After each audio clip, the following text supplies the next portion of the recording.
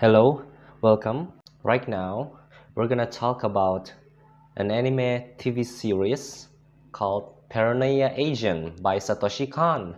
Its main genre are surrealism, and damn, I really love surrealism genre. I have prepared list of questions here that I'm gonna answer one by one, which driven this podcast. Let's get into it.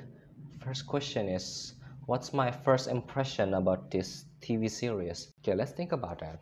When I first watched it, I think I got hooked. In the beginning of it, I got hooked. It's start off great. It's introducing the shonen bat really great. Oh, and especially the big thing that got me hooked is the credit song. It's really good. It's another collaboration between Satoshi Kon and Susumu Hirasawa. Like they're both are perfect with each other. Love it. I really goddamn love the song. The soundtrack from Paprika is so goddamn good. Now playing the credit song.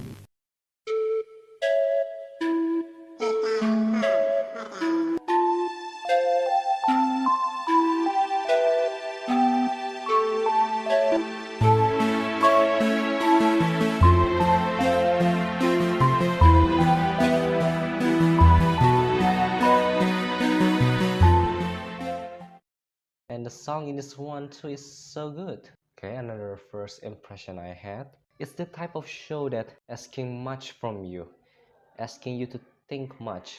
It's complex, so like at pre first complication part, I started to get turned off just a little bit, but I'm gladly keep going on, and it's getting more interesting. Trust me, this isn't going to be a big problem for you. It's the type of films that really need to rewatch, and I indeed rewatched it. I have watched this TV series for the second time. The thing about asking your audience in order, if you ask me to rewatch your film, you're gonna make me interested first. And for me, I am interested by Paranoia Agent, but to determine whether or not you're interested is also subjective. Continue to the next part of this podcast. Goes to my overall opinion, including my second time rewatching it.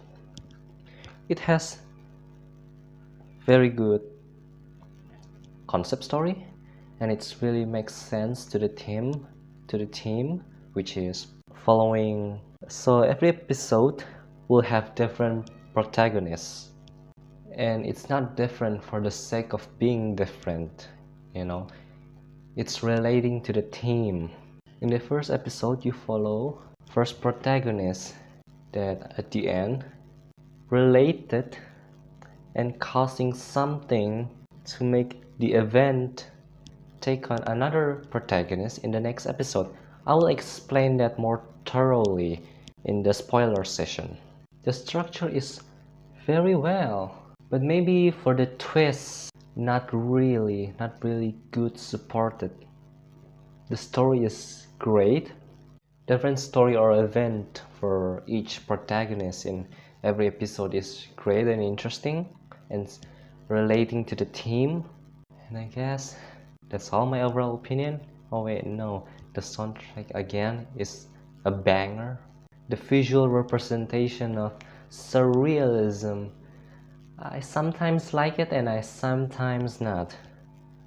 I sometimes not because it kind of felt random. Not for everything, the visual representation is fantastic. What I meant at the time is specific to certain scenes.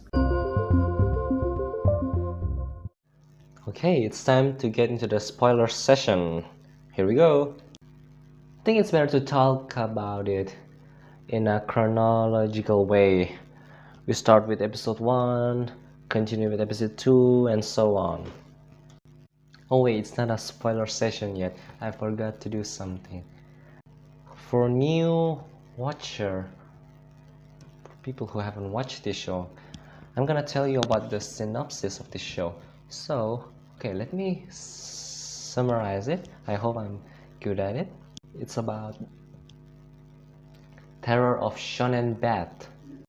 A young elementary kid who assault people with his bat. His first victim was a girl, and character designer girl was assaulted, and the news spread on while detective and his partner trying to investigate these weird cases. There's already many victims of shonen bat. The weird thing about these cases is the motive doesn't seem to be clear and every victim is related. What is the motive? Who is this shonen bat? Why the hell an elementary kid could assault an adult and stuff? And why is this shonen bat really hard to capture? And that's like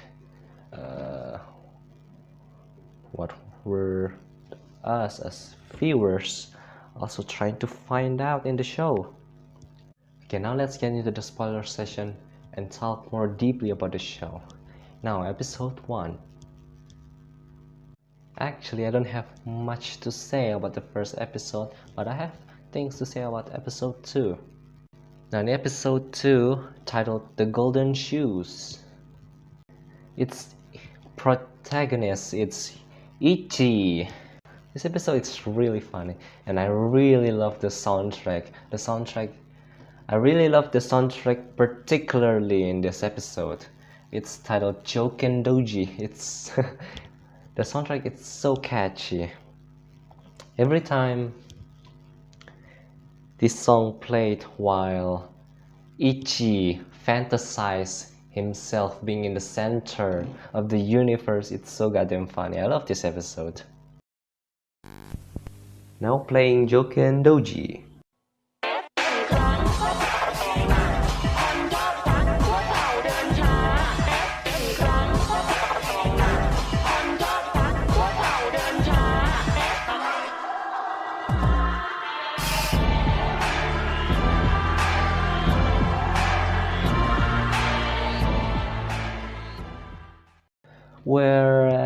Where in the first episode, where Tsukiko Sagi is near deadline, is also the time where she got attacked by Shonen Bat. In episode 2, Ichi got bullied for being suspected as Shonen Bat. He's also an elementary school student. You know, Ichi's egoistical, a jerk.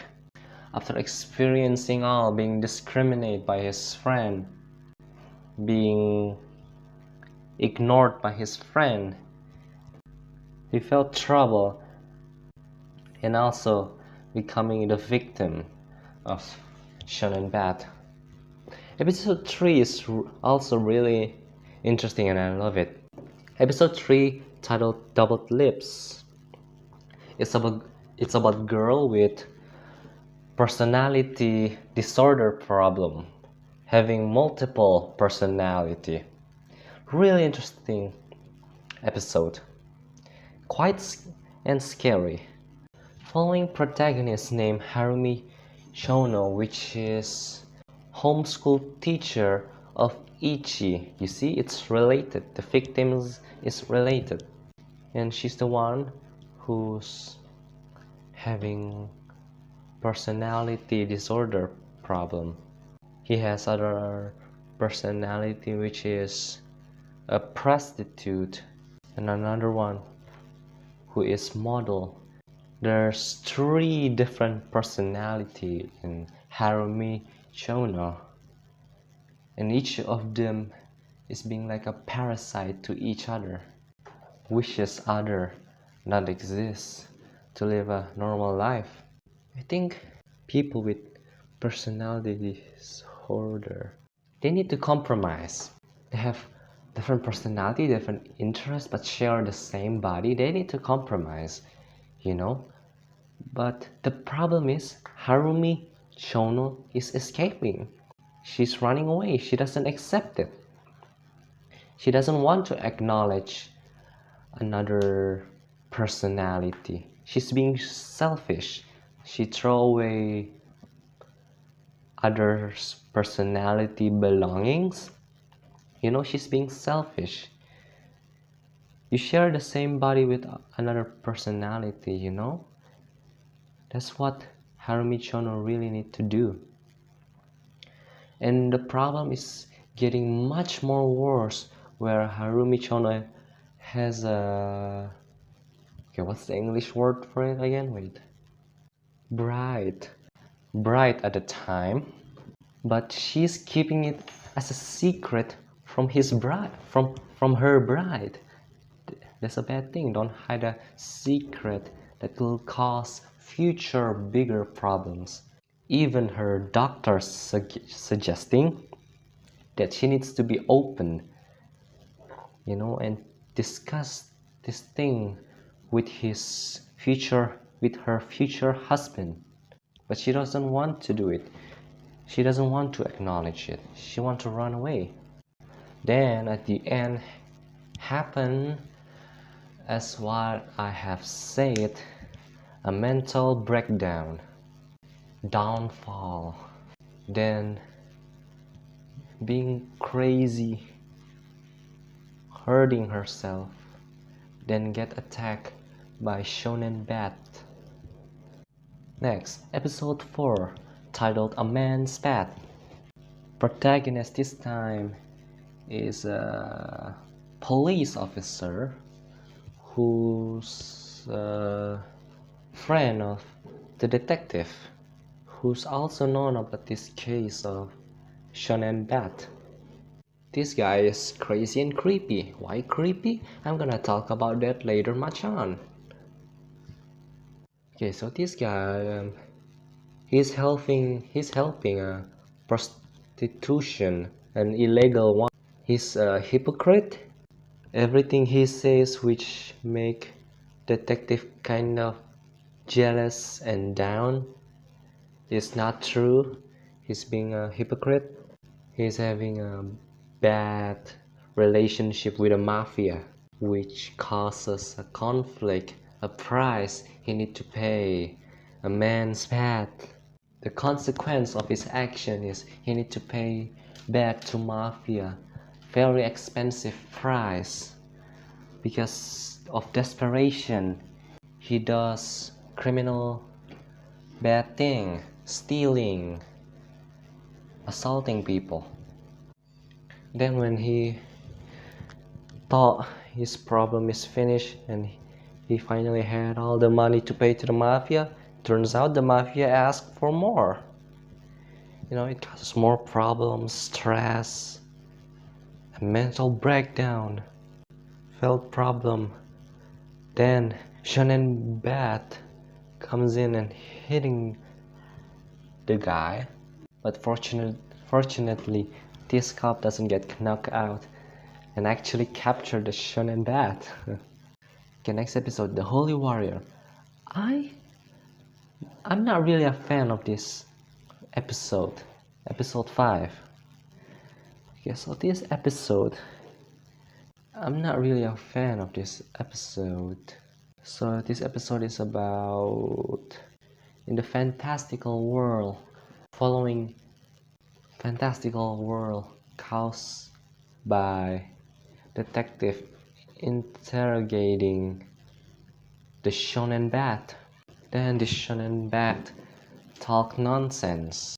Actually, this is the filmmaker's way to tell the audience the meaning, the mystery, which is like, I mean, what's the point then?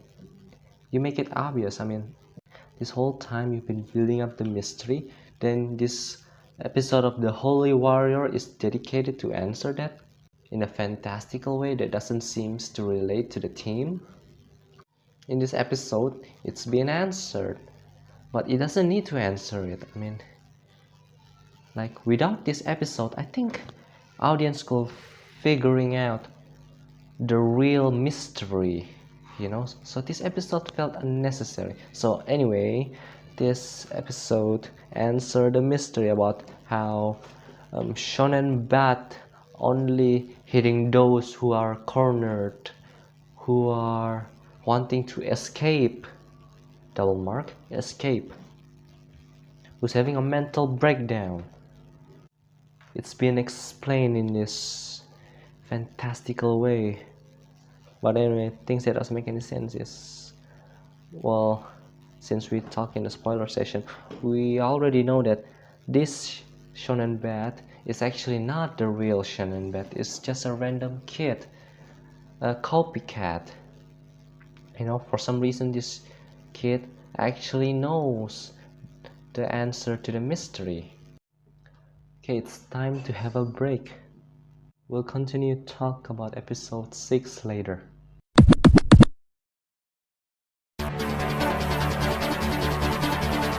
For the break song titled Run by Susumu Hirasawa from another film.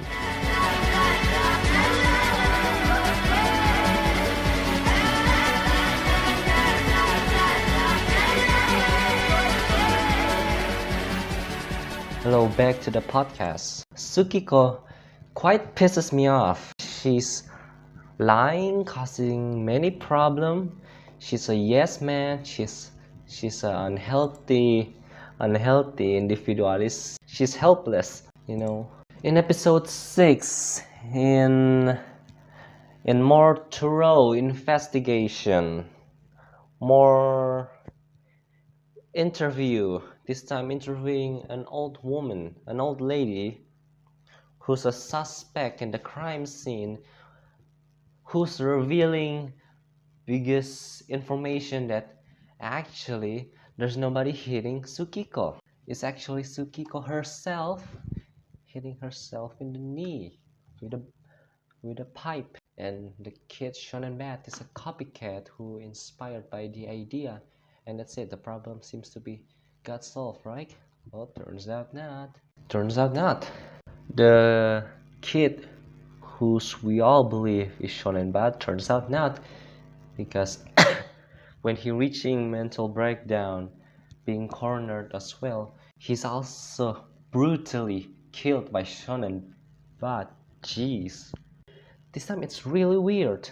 In his jail scene, in the last victim crime scene,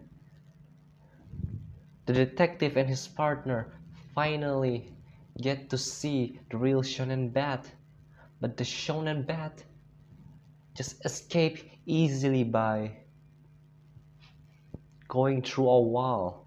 What is this? It's not even a human anymore, a ghost? It's a terror. Shonen bat doesn't exist, but it's a delusion that mass people creates.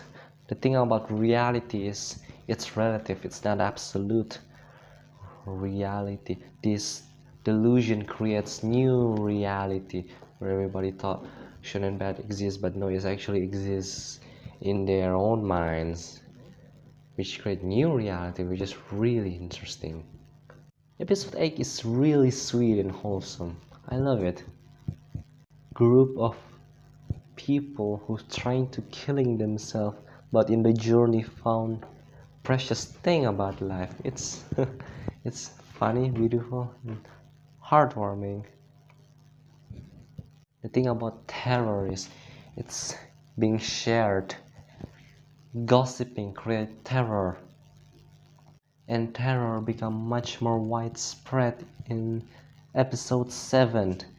At the ending of episode 7, the bizarre and creepy ending, the detective partner do something that what he thought is a good thing actually makes everything much more worse. Where when he broadcasts the existence of shonen bat, the new characteristic where he's like a ghost, can go through a wall, who's only attacking people who is cornered, he broadcasting it throughout the whole country of Japan. He's widespreading this terror So do you know how in earlier episode where each protagonist related to each other, Well, after the episode where the partner of the detective broadcasting that it's related to everyone, which happened as I say in the next episode. We follow stranger but related because they also know the existence of Sean and Beth. In episode 9, prove my points further. Fourth, four women gossiping about Sean and Beth. Gossiping, which contains biases, personal interests, etc., creating hoax in some way, hoax, a fake things that aren't true anymore.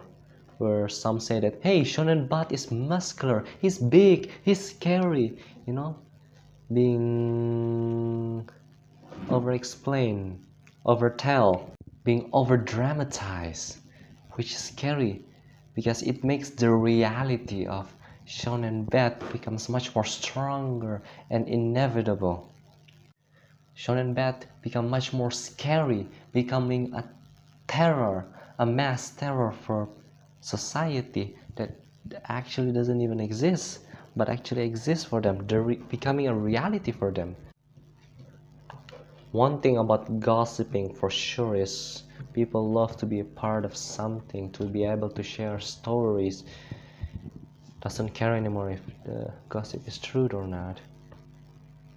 Just like the main protagonist in episode 9, the girl is really wanting to tell an interesting story, that to the point of when her husband got attacked by Shonen Bat, she doesn't care about his mental health. Yeah, I'm sorry, doesn't care about his injury. She cared about knowing what's the experience like. She's asking her husband creepily. She wanted the story so she could share it to her neighbor. Continue. We're gonna skip episode 10 and talk about episode 11, No Entry. Also, one of my most favorite episode of the show. This episode is really great. It's titled No Entry. Its protagonist this time, it's the wife of the detective. It's really sad. It's about the first person to be able to fight against Shonen Bat. It's really sad. Because of this episode, it genuinely make me care about detective. Where before, on my first watch, before that episode, I really don't care about the detective. Okay, but my main problem about this episode is how obvious, cheap way of them trying to make it a plot twist about how her husband is actually the detective. Like for some reason the filmmaker really want to hide that fact until the end. The wife confronted the Shonen Bat, like she's tempted to escape. When she's wanting to escape, that's mean death by Shonen Bat.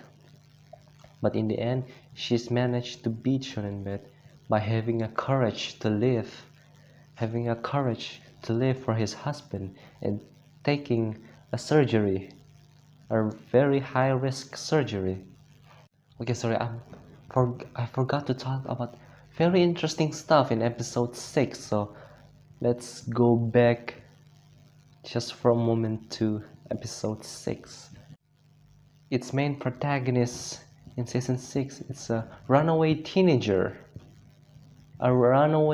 girl teenager who's related to other victims, which is the daughter of creepy hypocrite cops.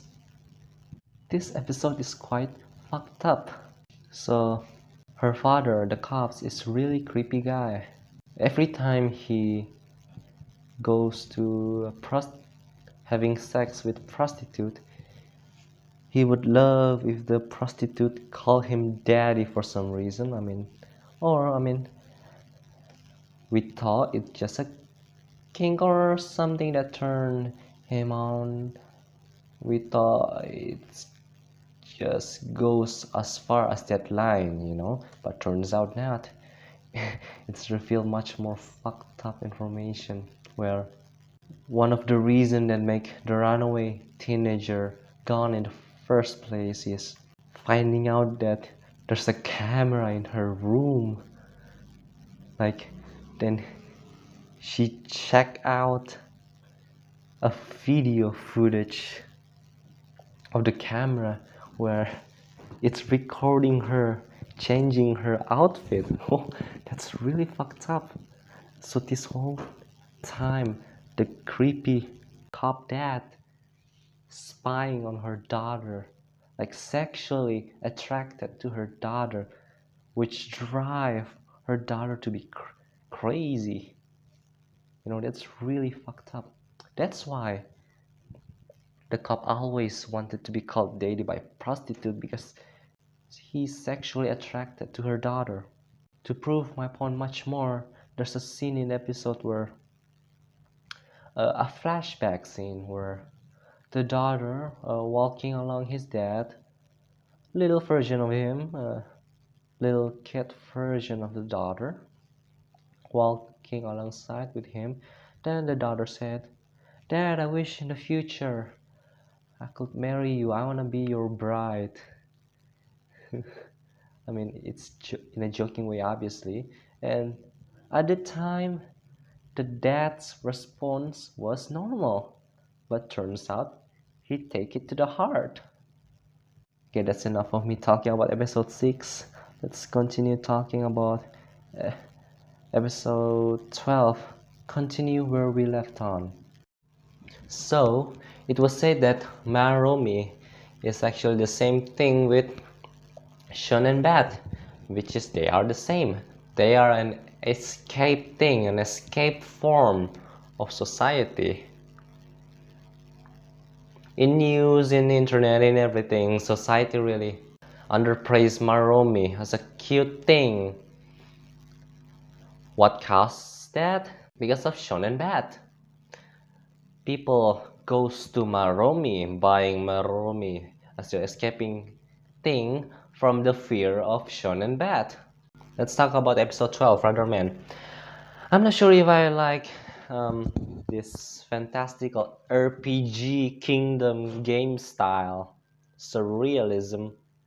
I don't like how the partner of the detective got the information about Tsukiko real past by a doll, a fantasy doll. That's kind of a lazy way. Yes, it was revealed the past of Tsukiko that's really start all of this thing. It started with Tsukiko running away from the guilt of accidentally causing her dog to be dead. Final episode, ending it all with a banger. This time the terror has 100% mixed with reality. Shonen Bat attacking everyone. Detective who is depressed by now by every problems, who actually fail and goes escaping to another world of his dream. It's really sad as well. Finally fight against this escapist world when finding out that his wife is dead. That's really sad, tragic end. Really hope a good ending for both of them. Yes, the detective is finally fight. A triumphant song playing. The terror of the city, which is Maromi and Shonen Bat, finally got defeated. Then, the aftermath, or you could say sort of epilogue, quite confused me. So apparently everything is cycling back to its origin. Like how? Why? The surrealism aspect in the end, I don't get it. Why does it turn back, and why it turns out the partner of the detective is actually the grandpa? Why is that? I don't get that part. But there it is. We finish analyzing, telling what I like and dislike about this TV series. So what will I rate it? I would rate this show 4.5 out of 5. It's a goddamn masterpiece. I really love it.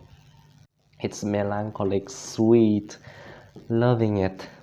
If you're a fan of surrealism genre, you could watch this.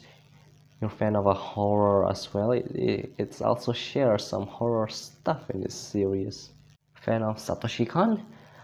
This movie is for you. I'm sorry, this TV series is for you. So what lesson do I get from this anime series? Is not escaping, or there's a quote from this TV series that I really like about how